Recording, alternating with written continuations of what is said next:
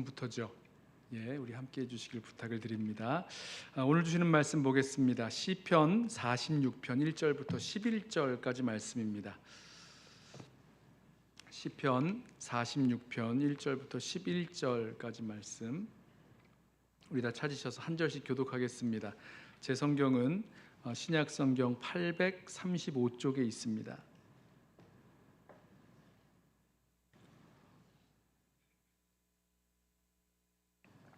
시편 46편 1절부터 11절 한 절씩 교독합니다.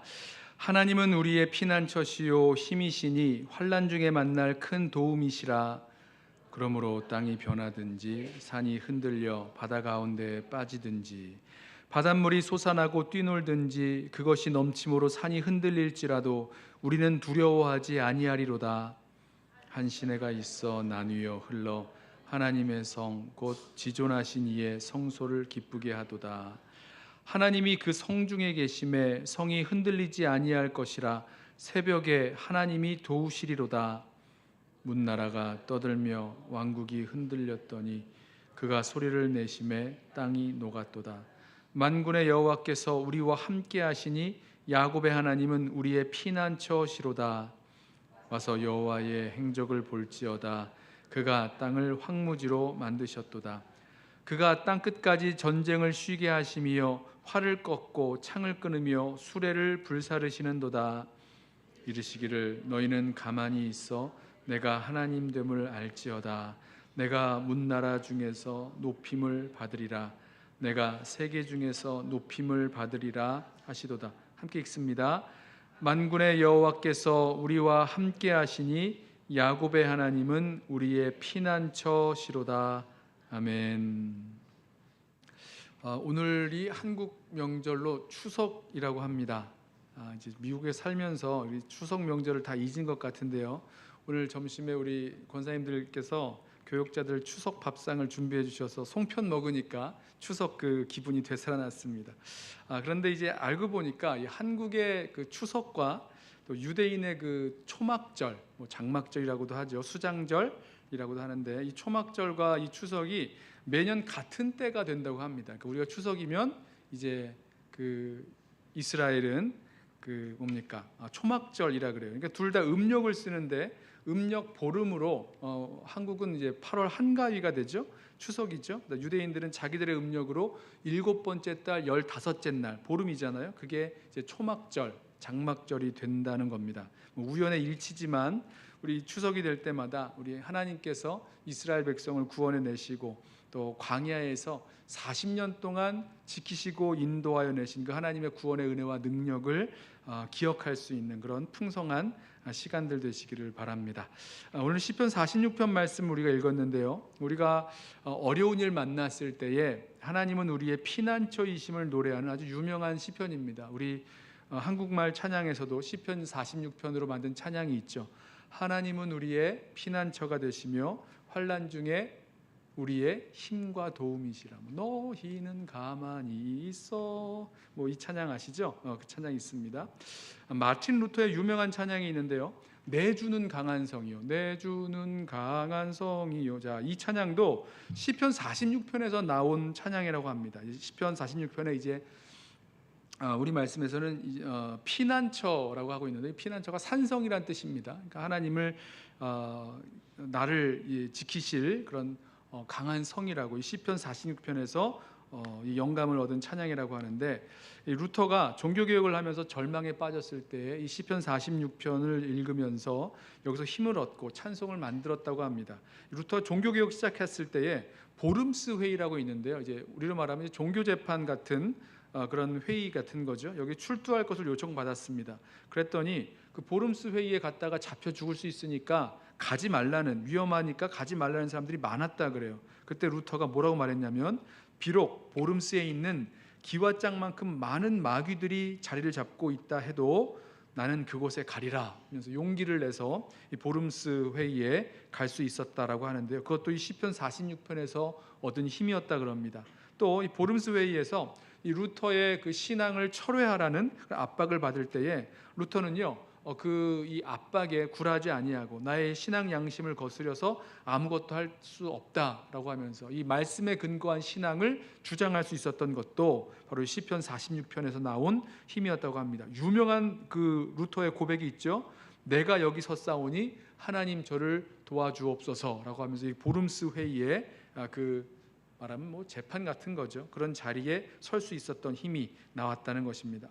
자, 어떻게 시편 46편이 마틴 루터에게 뿐만 아니라 우리 많은 성도들에게 이런 깊은 확신과 또 영감을 주었을까?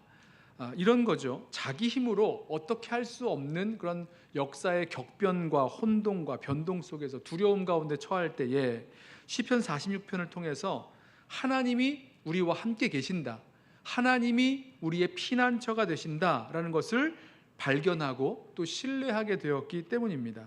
맞아요. 우리가 늘 이야기하죠. 하나님이 우리와 함께 하십니다. 하나님이 우리의 피할 산성이 되십니다. 피난처가 되십니다. 이렇게 이야기하지만 실제로 어떤 어려움을 만났을 때에 정말 그 우리와 함께 하시는 하나님을 발견하고 그 하나님이 우리의 피난처가 되심을 경험하게 되는 것은 또 다른 얘기거든요. 우리가 금방 잊을 때가 있어요. 위기를 맞는 상황 속에서 우리가 우리 힘으로 어떻게 할 수 없는 어려운 일 만날 때마다 우리는요, 걱정하고 근심하고 염려하고 불안해하고 우울해하다가 낙심하고 이럽니다. 그런데 우리에게 시편 46편은요 이런 의미에서 정말 필요한 노래예요. 왜 그러냐? 우리도 시편 46편의 찬양을 하면서 어느새 우리와 함께 하시는 하나님, 그렇지, 하나님이 우리와 함께 하시지, 하나님이 우리의 피난처가 되시지라는 것을 발견하게 되고 깨달아 알게 되고 우리 마음에 주님을 향한 그 믿음이 충만하게 되기 때문입니다. 아무쪼록 우리 시편 46편의 말씀을 나눌 때, 또 시편 46편의 말씀으로 우리 찬양할 때에 그런 은혜가 저와 여러분 가운데 있기를 축원합니다. 시편 46편을 이제 그 시편의 어떤 종류별로 분류할 때 이걸 시온의 노래라고 부르는데요. 시온이라는 단어는 나오지 않지만 여기 보면 하나님의 성이라던가 지존하신 이의 성소라고 말하는데 분명히 시온산과 예루살렘을 가리키는 겁니다. 자, 이스라엘 백성은 이 시온에서 하나님의 임재가 약속되어 있는 그 시온 예루살렘에서 하나님의 임재를 경험하고 하나님의 도우심을 체험한 곳이에요. 그래서 하나님을 고백하는 거죠. 하나님이 우리의 피난처가 되십니다 라고 고백할 수 있었습니다. 시편 46편에 반복되는 메시지가 있죠. 뭡니까? 하나님이 우리의 피난처시라는 거예요. 하나님이 우리의 피난처시라는 말로 46편을 시작하고 마치고 또 중간에 나오는 그 후렴구, 이제 세 개의 절로 되어 있는 걸로 보여지는데 7절과 첫 번째 절에는 나오지 않지만 7절과 11절의 그 후렴구를 보면 하나님은 우리의 피난처시다라는 그 시편의 고백을 반복하고 있죠. 세상에서 우리 눈에 보이는 어떤 피난처가 아니라, 그 힘이 아니라 눈에 보이지 않는 그 하나님을 우리의 피난처시고 우리의 힘으로 고백하는 그런 은혜가 저와 여러분 가운데 있기를 소원합니다. 자, 우리 시편 46편 안으로 조금 더 구체적으로 들어가 보겠습니다. 1절 말씀 보시면 하나님은 우리의 피난처시요 힘이시니 환난 중에 만날 큰 도움이시라. 자, 처음부터 하나님은 우리의 피난처시라고 고백을 하죠. 시편 46편의 주제입니다. 여러분, 이 피난처가 뭡니까? 그러니까 목숨을 건지려고 도망쳐 가는 곳, 도망쳐서 숨는 곳이 피난처예요. 전쟁이 나서 적군이 내가 사는 곳까지 막 쳐들어왔다거나 하늘에서 폭격기가 막 폭탄을 막 쏟아 부을 때에 그때 집에 가만히 있으면 죽는 거잖아요. 그래서 피난 갑니다. 어디로 갑니까? 어디로 피난을 갑니까? 그 피난 가는 거예요. 피난 가는 곳이 피난처죠. 내가 거기로 가서 안전하게 숨을 수 있겠다라고 생각하는 곳이 피난처입니다. 여러분, 그런 피난처 있으세요? 어디로 피해야 할지 알고 계십니까? 어려운 일 만났을 때 어디로 피하세요? 피난처 있으세요? 무슨 대피 훈련이라도 해야 될 것 같은데 어디로 가십니까? 어디로 피하십니까? 자, 그런데 이 시인이 고백하기를 하나님이 우리의 피난처시라고 고백합니다. 하나님이 우리의 피난처시다. 뭐가요? 하나님이 우리의 피난처시다. 여러분, 이게 이해되세요? 눈에 보이지 않는 하나님을 피난처라고 고백한다는 겁니다. 그러면 이 눈에 보이지 않는 하나님께 피하여 숨는 거죠. 하나님께 피한다는 건데 여러분 어떻게 눈에 보이지 않는 하나님께 피할 수 있다는 겁니까? 이 놀라운 고백이에요. 우리가 평소에 아무 문제도 없고 평화로울 때 그때는요 피난처가 필요 없습니다. 피난처가 어디 있는지 뭐 상관도 안 해요. 어디 있는지도 모릅니다. 관심이 없습니다. 그러다가 어려운 일을 만나서 마음에 야 이러다가 나 죽겠다. 이러다가 다 망하게 됐다. 그렇게 되면 그때 피난처를 찾게 되는 거죠. 1절에서 보면 이제 환난이라고 말하는데 이 환난이요 원어로는 아주 복수형으로 되어 있습니다. 그러니까 많은 환난이란 뜻도 되고 아니면 아주 강하고 어려운 그런 심한 환난이란 뜻도 될 수 있는데 아무튼 이 환난이 우리가 가지고 있었던 그 평화를 무너뜨리고 질서를 무너뜨리고 어지럽게 만듭니다. 예기치 못한 혼란과 격변과 이런 것이 오는데 그때 눈에 보이지 않는 하나님이 피난처시라는 거예요. 거기에 피한다는 겁니다. 눈에 보이지 아니하는 하나님이 나의 힘이시요 우리의 큰 도움이시라고 고백한다는 겁니다. 정말 놀라운 고백이죠. 어떻게 눈에 보이지 않는 하나님을 내가 피하는 피난처, 의지하고 숨을 그런 힘, 또 도움이라고 말씀하는 겁니까? 어떻게 이런 고백을 하게 되었습니까? 자, 요 답은 조금 나중에 우리가 좀 알게 될 것이고 여기서 그 다음에 이어지는 말을 보면요, 정말 우리가 하나님을 피난처로 삼았는지 알 수 있는 그런 방법이 있는데요. 하나님을 피난처로 삼은 사람은요, 무슨 일을 만나도 두려워하지 않습니다. 반대로 말하면 이런 거죠. 어떤 일을 만났을 때 두려워한다라고 하면 내가 정말 하나님을 피난처로 삼지 못했구나 이런 의미가 되는 겁니다. 2절 말씀 보세요. 그러므로 이제 하나님을 피난처로 삼은 사람의 고백이죠. 그러므로 땅이 변하든지 산이 흔들려 바다 가운데 빠지든지 바닷물이 솟아나고 뛰놀든지 그것이 넘침으로 산이 흔들릴지라도 우리는 두려워하지 아니하리로다. 우리는 두려워하지 아니하리로다.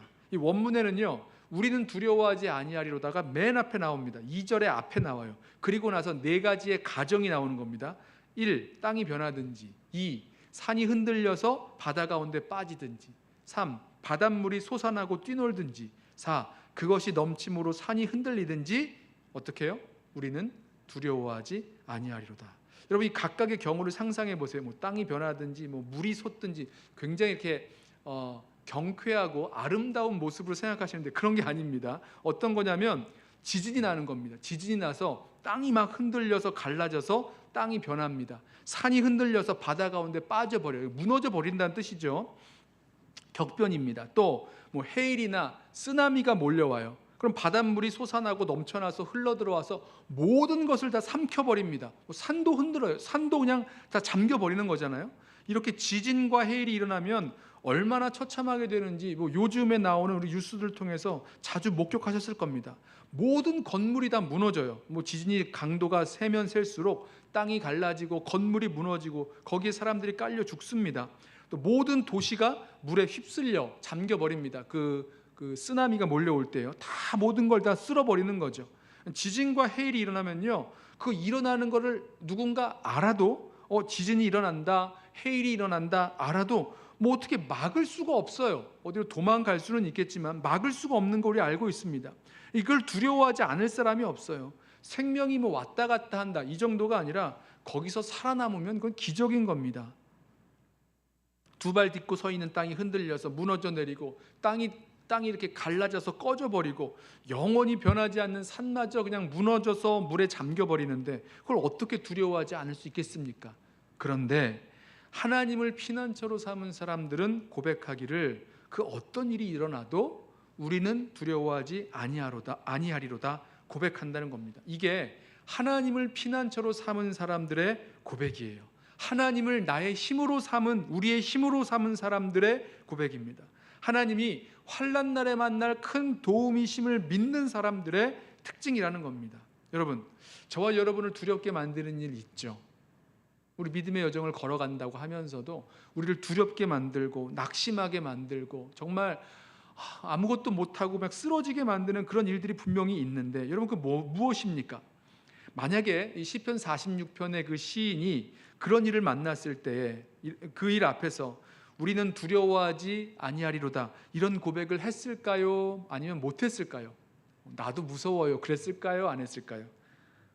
저는 분명히 이 시편 46편의 시인은요 이 고백 그대로 우리는 두려워하지 아니하리로다. 어떤 일을 만나도 뭐 산이 무너지고 산이 뭐 잠기고 바닷물이 막 몰려오는 쓰나미 같은 게 일어나도 우리는 두려워하지 아니하리로다. 이렇게 고백할 수 있었을 거라는 겁니다. 왜 그렇죠?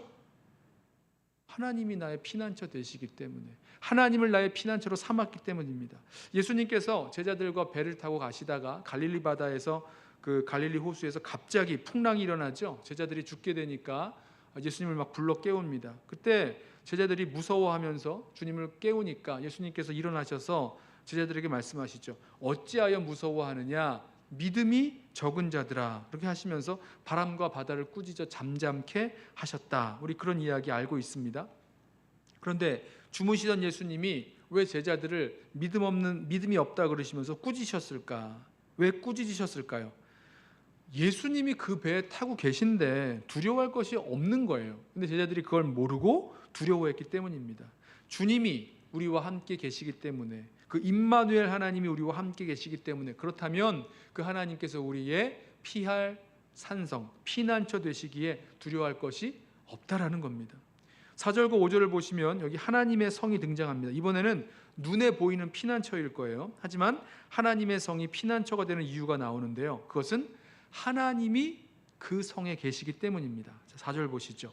한 시내가 있어 나뉘어 흘러 하나님의 성 곧 지존하신 이의 성소를 기쁘게 하도다.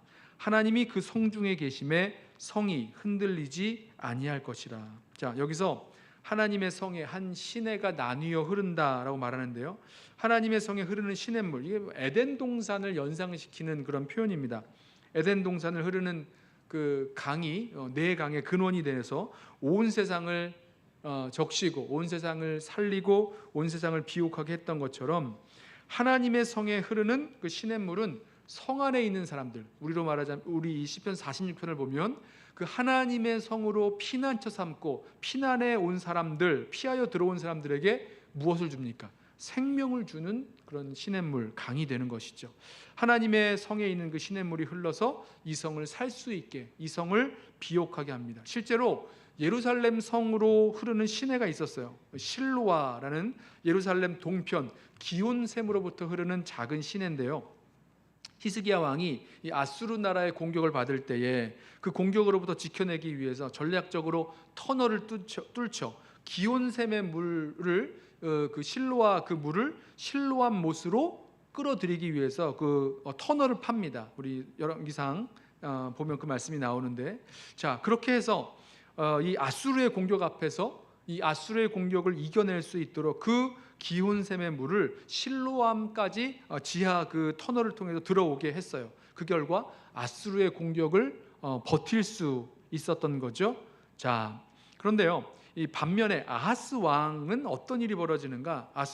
이 아하스 왕은요, 위기 앞에서 작은 시내로 보이는 그 실로아, 즉 이 하나님의 이제 임재, 하나님의 말씀 이런 걸 상징하는데요. 그 실로아의 물을 의지하지 않고요, 눈에 보이는 커다란 강물 같은 다른 나라를 의지했다라고 말씀합니다. 그렇게 표현을 해요. 이사야서 8장 6절에 이렇게 표현합니다. 이 백성이 천천히 흐르는 실로아 물을 버리고 르신과 르말리아의 아들을 기뻐하노라. 자, 실로아, 천천히 흐르는 실로아 물을 버렸대요. 그리고 르신과 르말리아의 아들들, 이제 여기가 어느 나라입니까? 어디 있죠? 아람 나라죠. 아람의 왕이죠. 르신과 르말리아의 그 왕들, 그들을 함께 좀 힘을 모으겠다, 이렇게 생각을 하는 거죠. 여러분, 천천히 흐르는 실로아물, 이것은요 하나님의 임재, 하나님을 상징하는 거예요. 하나님의 말씀, 하나님을 상징합니다. 자, 그런데 이 백성이 천천히 흐르는 실로아 물을 버렸다는 겁니다. 이 하나님의 임재는요 하나님의 말씀으로 나타납니다. 그러니까 하나님이 우리 가운데 계시다는 거, 여러분 어떻게 압니까? 하나님이 우리들 가운데 계시다라 그러는데 하나님의 임재하신, 하나님의 그 임재, 하나님이 우리 가운데 계신 것을 어떻게 합니까? 하나님이 우리와 가까이 하시면 하나님의 말씀이 들리는 거죠. 하나님의 말씀이 있는 거죠. 하나님 말씀이 들리면 하나님이 가까이 계신 겁니다. 그런데 하나님의 말씀이 우리들 가운데 들리지 않으면 하나님으로부터 멀리 떨어져 있는, 하나님이 우리들 가운데 가까이 계시지 않는 그런 상황과 같은 모습이 되는 거겠죠. 자, 에스겔 선지자도 이와 같은 환상을 보는데 하나님 보좌에서 흘러나온 그 물이 바다로 흘러가요. 그랬을 때에 그 죽은 바다, 그 사해 바다가 살아납니다. 거기에서 막 고기가, 죽은 바다, 뭐 고기도 살지 않고 강 주변에 나무도 없는 그런 곳인데 거기서 막 나무가 살아나고요, 열매를 걷어가고 막 물고기가 펄떡펄떡 뛰는 그런 환상을 보게 돼요. 하나님의 임재의 강, 하나님의 말씀이 흐르는 강, 거기에서 모든 것이 살아나며 모든 상처가 치료를 받게 되는 거죠. 지금 그것을 말씀하는 겁니다. 5절 보세요. 하나님이 그 성중에 계심에, 아까 4절에서는 그 하나님께서 그 성 가운데로 흐르는 그 시내로 표현이 됐었죠. 하나님이 그 성중에 계심에 성이 흔들리지 아니할 것이라. 새벽에 하나님이 도우시리로다. 아까는요, 뭐 땅이 변하고 산이 흔들리고 뭐 바다가 솟아나고 산도 막 흔들린다 이렇게 했는데요. 하나님의 성은 흔들리지 않습니다. 지금 이 같은 동사를 사용하고 있어요. 그 성이 흔들리지 않는 이유, 뭐 예루살렘 성을 아주 튼튼하게 지었기 때문에, 아니면 뭐 천혜의 요새이기 때문에, 물론 예루살렘이 천혜의 요새이긴 합니다만은 이 성이 흔들리지 않는 이유는 무엇이냐? 성이 강해서도 아니고 그 성이 천혜의 요새이기 때문이 아니라 하나님이 그 성중에 계시기 때문이라는 겁니다. 아무리 크고 두려운 혼란이 덮쳐와도 하나님의 임재가 이 성에 있으니 하나님이 여기에 계시기 때문에 흔들리지 않는다라고 말씀합니다. 여러분, 저와 여러분이 두려울 때, 흔들릴 때, 그때요, 흔들리지 않으려고, 또 두렵지 않으려고 다른 것을 찾을 수 있는데요, 그런 것을 찾아서는요 다시 흔들릴 거예요. 그 엄청난, 뭐 예를 들면 말씀에 나오는 것처럼 엄청난 지진과 쓰나미 같은 그 격변 속에서 그것을 버텨낼 만큼 강한 성이 될 것은 없습니다. 없어요. 다시 흔들릴 것이고 다시 두려워질 것입니다. 찾는다고 하면, 찾기도 어렵지만 다시 흔들리고 다시 두려워질 것인데, 어떻게 하면 흔들리지 않는 그런 피난처를 얻게 되는가? 누구십니까? 바로 우리와 함께 하시는 우리 하나님, 임마누엘 하나님을 찾고 발견할 때, 그리고 그 하나님의 임재 안에 있을 때에 우리는 흔들리지 않는 겁니다. 여기서 보면 새벽에 하나님이 도우시리로다 이렇게 고백을 하는데요, 이 구약 말씀을 보면 하나님께서 이 구원하시는 일이 이상하게도 새벽에 오는 것을 봅니다. 뭐 예를 들면 뭐 이런 거죠. 새벽에 만나가 내리고요, 새벽에 이스라엘을 공격해 오는 그 애국 군대를 구름 기둥과 불 기둥으로 막으시고, 또 새벽에 홍해물을 이렇게 다시 닫으셔서 애국 군대를 수장시키시고, 또 새벽에 여리고성이 아침에 무너지고, 또 예수님도 새벽에 부활하시는 모습 보게 되는데요. 자, 하나님이 새벽에 응답하며 또 도우시는데, 여기서의 새벽은요, 저는 맨 마지막 순간이라는 의미로 저에겐 다가왔습니다. 이런 거죠. 아무런 해결책 없이 시간이 막 흘러가요. 그래서 위기가 최고조에 달했을 때, 그때 정말 모든 것이 절망적으로 느껴지는 그 시간, 다 끝나버리는 시간 같을 때가 바로 새벽이라는 겁니다. 마지막 때, 이제 동이 막 밝아오는, 그 밝아지는 새벽이 아니라 이제 그 밤이 끝나는 새벽으로서의 새벽이에요. 자, 그때 어떻게 하신다고요? 하나님이 도우신다는 겁니다.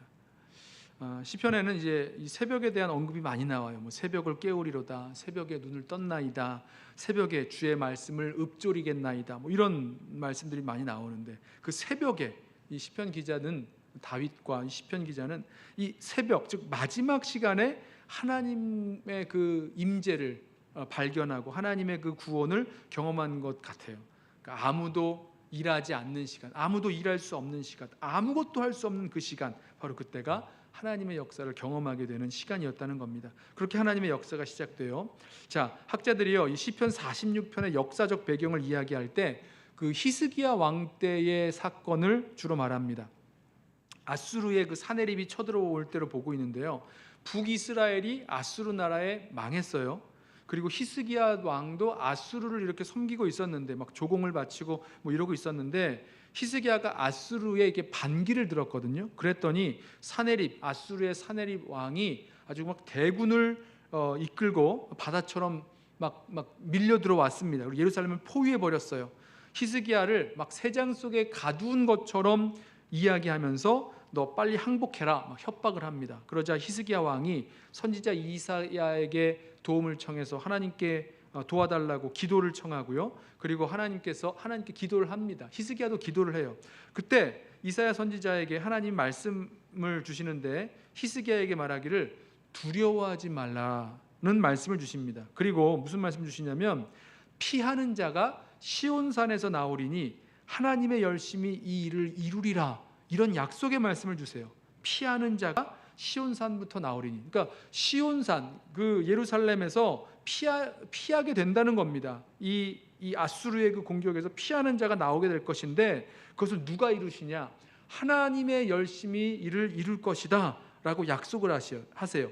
그리고 정말 하나님 말씀대로 그 밤에 하나님이 역사를 하시는데 하나님의 열심히 그 일을 이루시는데 어떻게 하시냐면 하나님이 천사를 보내셔서 아수르 군대 18만 5천을 그 하룻밤 사이에 다 송장으로 만드십니다. 그래서 아침에 일어나서 나가 보니까 새벽이죠. 성경을 보면 아침 일찍이 나가 보니 새벽에 보니 다 송장이 되어 있었습니다. 무슨 이야기입니까? 절대 이길 수 없는 강력한 아수르 군대. 자, 이미 북이스라엘을 멸망시켰고요. 역사적으로 보면 애굽 나라도 소나기에 넣고 있었던 그 아수르 군대 18만 5천이요. 하룻밤 사이에 송장이 되는 일이 벌어졌습니다. 하나님이 하신 구원의 역사예요. 그것을 경험했어요. 그랬더니 바로 이런 찬양을 할 수 있었다라는 것입니다. 이 놀라운 구원을 경험한, 하나님의 구원을 경험한 히스기야 왕과 이스라엘 백성이 불렀을 노래가 바로 시편 46편이라는 거죠. 아까 우리가 처음에 했었던 그 질문 기억나세요? 어떻게 눈에 보이지 아니하는 하나님이 우리의 피난처, 그 산성이 되시는가? 왜 그렇죠? 왜 그러십니까? 하나님께서 우리를 그 위급한 상황 가운데서 보호해 주시고 지켜 주시고 구원해 주시기 때문이다. 이것을 경험했기 때문에 이렇게 찬양할 수 있었다는 겁니다. 자, 이어서 볼까요? 6절 말씀 보시죠. 문나라가 떠들며 왕국이 흔들렸더니 그가 소리를 내심에 땅이 녹았도다. 자, 문나라가 떠들며 왕국이 흔들린다. 2, 3절과 같은 동사를 사용하는데요. 바닷물이 솟아나고 산이 흔들리는 것처럼 막 문나라의 그 여러 나라의 왕국들의 그 사람들이 막 밀려 들어오면서 막 소리를 칩니다. 하지만 그렇게 밀려 들어오지만 하나님께서 소리를 이렇게 딱 내시니까 땅이 녹아버렸다. 그러니까 하나님의 성을 흔들려고 들어왔는데 하나님의 성은 흔들지 못해요. 왜죠? 하나님이 그들과 함께 계시기 때문에. 그리고 하나님께서 그들에게 소리를 발하셨기 때문에 하나님의 말씀으로 보시면 됩니다.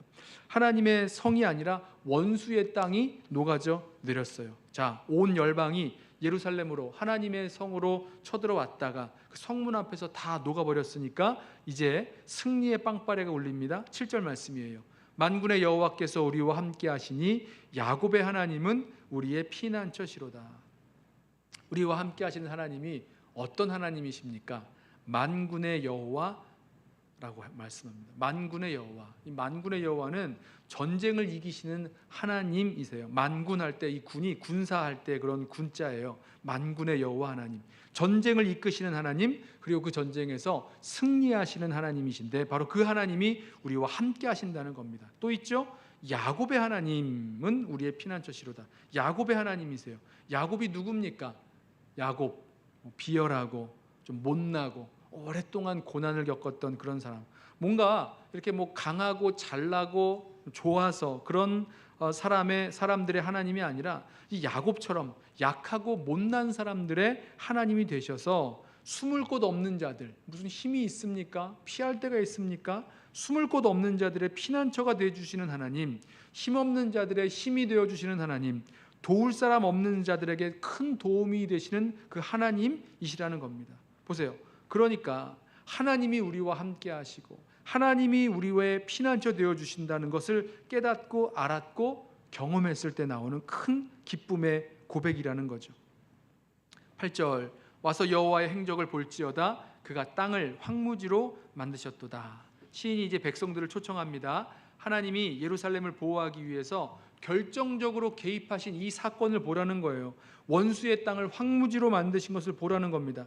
어떻게 보면 이제 그 땅을 황무지로 만들었다. 굉장히 좀 폭력적인 언어인데요. 전쟁으로 말미암아 그 땅을 아주 황무지가 되게 하셨다. 모든 이방의 군대가 다 쓰러지고 자기들의 그 무기들도 다 부서져 있는 그런 아주 황폐한 땅으로 만들어 버리셨다라는 그런 말인데요. 그렇게 하신 이유가 있어요. 구절을 보세요. 그가 땅 끝까지 전쟁을 쉬게 하시며 활을 꺾고 창을 끊으며 수레를 불사르시는도다. 왜 황무지로 만드셨습니까? 모든 전쟁을 마치게 하시려고 그렇게 하셨다는 겁니다.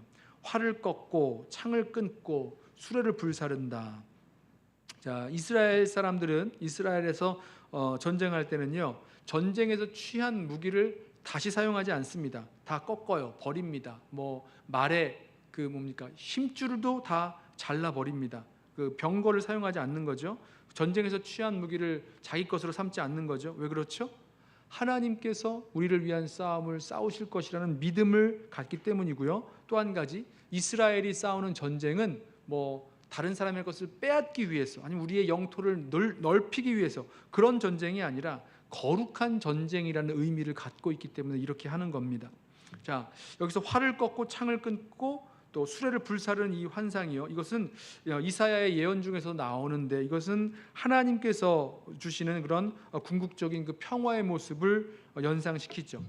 이사야 예언 중에 창을 꺾어서 쟁기를 만들고 칼을 쳐서 보습을 만들고 군인들의 그 피 묻은 군복들을 가져다가 땔감으로 삼게 되는 그런 말씀이 연상되는데, 이사야서 2장 4절 말씀에 그가 열방 사이에 판단하시며 많은 백성을 판결하시리니 무리가 그들의 칼을 쳐서 보습을 만들고 그들의 창을 쳐서 낫을 만들 것이며 이 나라와 저 나라가 다시는 칼을 들고 서로 치지 아니하며 다시는 전쟁을 연습하지 아니하리라. 9장에도 이렇게 말씀하시죠. 어지러이 싸우는 군인들의 신과 피 묻은 겉옷이 불에 섭같이 살라지리로다. 이런 말씀을 합니다. 그러한 평화가 주님으로부터, 하나님으로부터 임하게 될 것입니다. 10절, 이르시기를 너희는 가만히 있어 내가 하나님됨을 알지어다. 내가 문나라 중에서 높임을 받으리라. 내가 세계 중에서 높임을 받으리라 하시도다.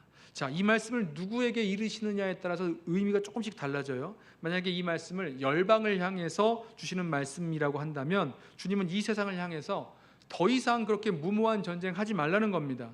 그만두고 하나님의 하나님 되심을 알라고 말씀하시는 겁니다. 하나님께서 온 열방의 하나님이 되실 때에 모든 나라와 민족과 족속이 하나님께 순종하고 진정한 평화를 이루게 되는 거죠. 또 한 가지, 만약에 이 말씀을 이스라엘에게 주시는 말씀이라면, 하나님 백성들에게 주시는 말씀이라면 진퇴양난 어려운 그런 상황 속에서 원망하고 불평하고 낙심하고 이러지 말고 하나님의 그 일하심, 하나님의 구원하심을 믿고 기다리고 바라보라, 이런 말씀이죠. 출애굽한 그 이스라엘이 그 애굽 군대의 쫓김을 받고 또 앞에는 홍해 바다에 가로막혀 있었을 때, 그때 모세가 그렇게 말씀하잖아요. 모세가 이스라엘 백성들에게 같은 말을 했죠. 너희는 가만히 있어 내가 하나님됨을 알지어다.